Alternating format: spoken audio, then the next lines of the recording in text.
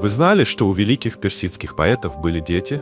Сейчас я расскажу вам удивительную историю о том, кто они, наследники гениев слова, как их звали и как сложились их судьбы.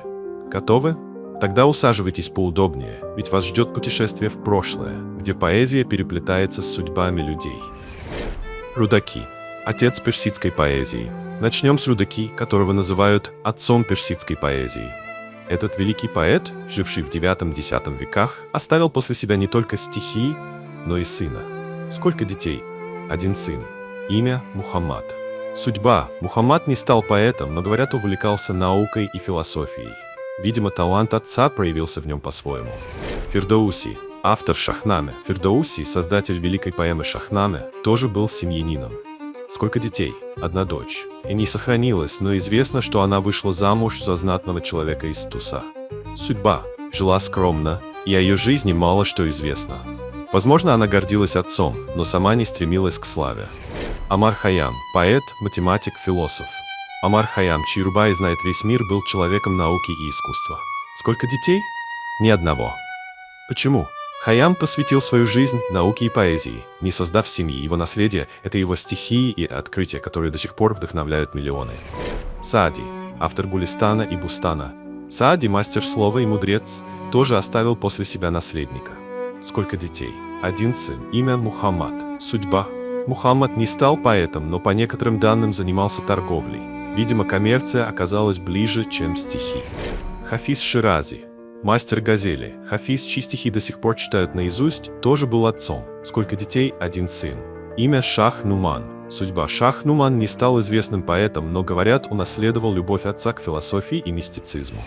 Джалаладдин Руми. Основатель суфизма Руми, чьи стихи стали духовным наследием, был не только поэтом, но и отцом. Сколько детей? Два сына. Султан Валад. Старший сын, который стал преемником отца и продолжил его дело. Он тоже писал стихи и проповедовал суфизм. Алауддин Челебе. Младший сын, который не стал поэтом, но поддерживал духовные традиции семьи. Низами Гянджеви, автор Хамсе Низами, создатель Пятирицы, тоже оставил после себя наследника. Сколько детей? Один сын. Имя – Мухаммад. Судьба. Мухаммад не стал известным поэтом, но по некоторым данным занимался наукой. Насир Хосров. Поэт и путешественник. Насир Хосров, чьи стихи и философские труды до сих пор изучают, тоже был отцом. Сколько детей? Один сын. Имя Джафар. Судьба. Джафар не стал поэтом, но, говорят, занимался религиозными науками. Дети великих персидских поэтов, хотя и не всегда достигали славы своих отцов, оставались частью их наследия. Их имена и судьбы – это напоминание о том, что даже гении слова были обычными людьми, у которых были семьи, дети и свои заботы.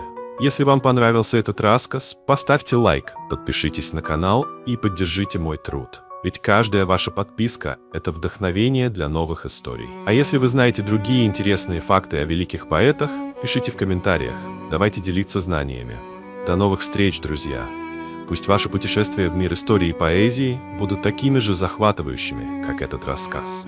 И помните, мир полон загадок, которые ждут, чтобы их раскрыли.